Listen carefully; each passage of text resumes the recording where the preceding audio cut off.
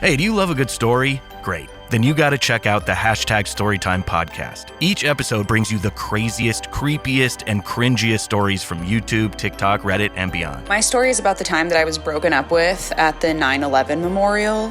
Twice. Look, the internet is a dumpster full of stories, and I, your host, Will McFadden, dive in headfirst, sift through the flaming trash, and bring you nothing but treasures. Listen to all 21 episodes of #Storytime now on the iHeartRadio app, Apple Podcasts, or wherever you get your podcasts.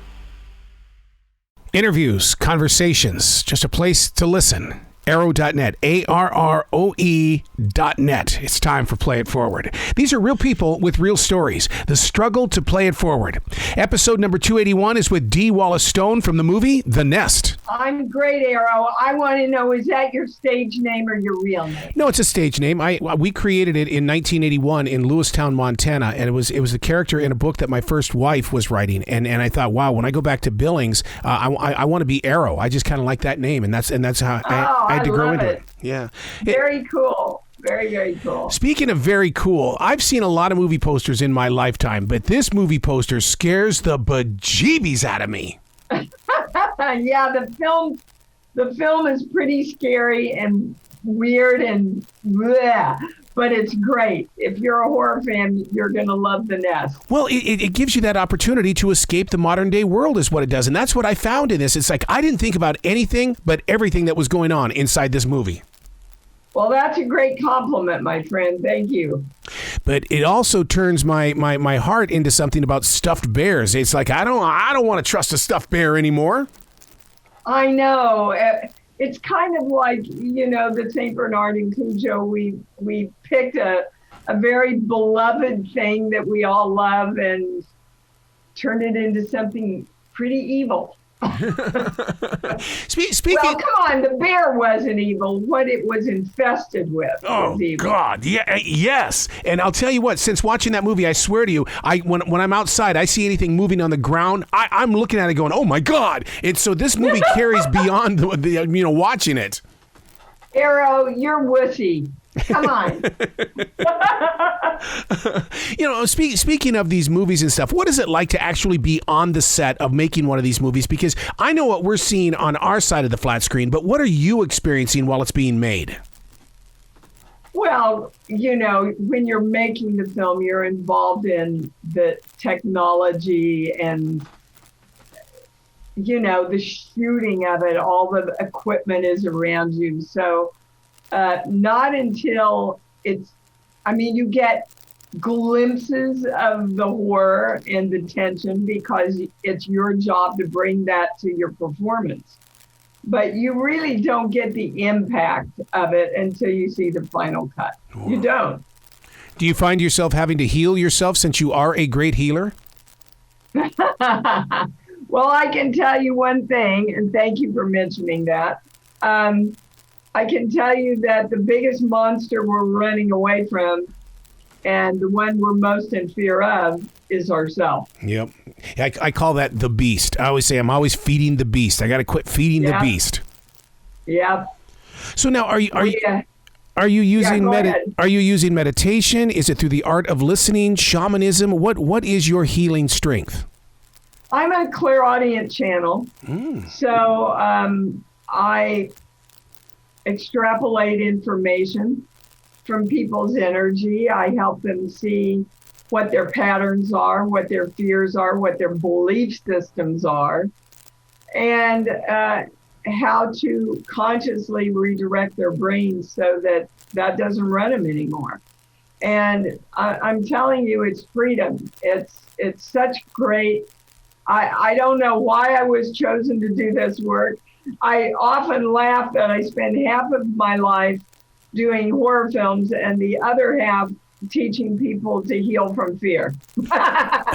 And the two worlds of Dee Wallace, they merge in a much easier, greater way than you can ever imagine. But don't you love that feeling though when the kindness from your heart or the belief in that person right there in front of you, all of a sudden they start changing and it's more of a positive energy that is now coming out? Oh my! There's nothing better, Arrow. There's nothing better, and I teach people how to create themselves because ultimately nobody else can do it for us. We have teachers that can guide us. They can, show us what we need to take steps into more manifestation and more personal power.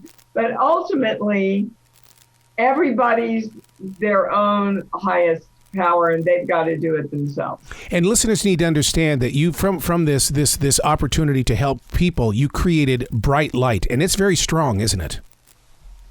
It's incredibly strong. Yeah.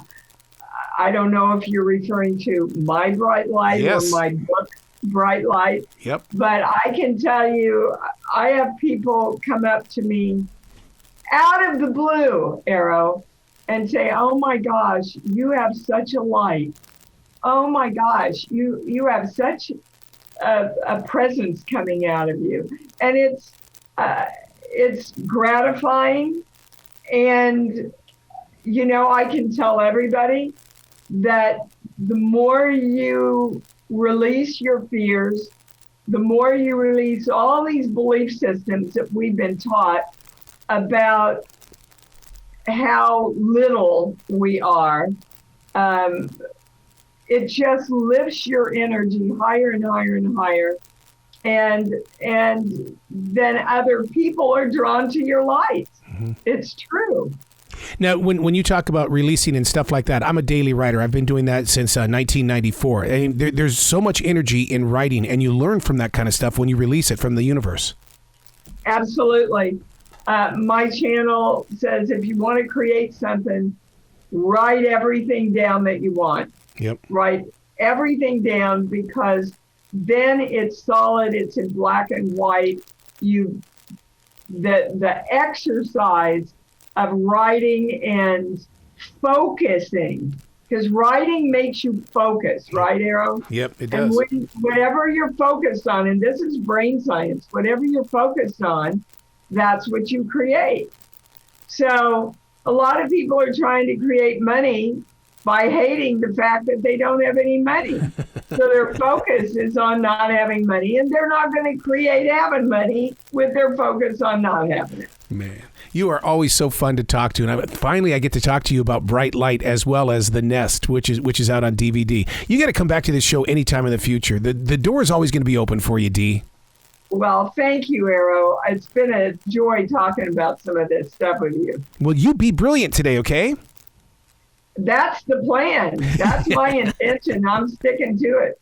Winning comes in all shapes and sizes. It's different for everyone. One thing is certain. Every day there's an opportunity for a win. Just like scratchers from the Virginia Lottery. Everyday grab and go. Everyday giftable. Everyday fun. It's where anticipation meets instant gratification. Like the new Virginia Lottery Scratcher High Roller Blackjack with a chance to win up to 10 times your prize. Now, that's an everyday win. Drive to a retailer near you. Odds of winning any prize, 1 in 4.16.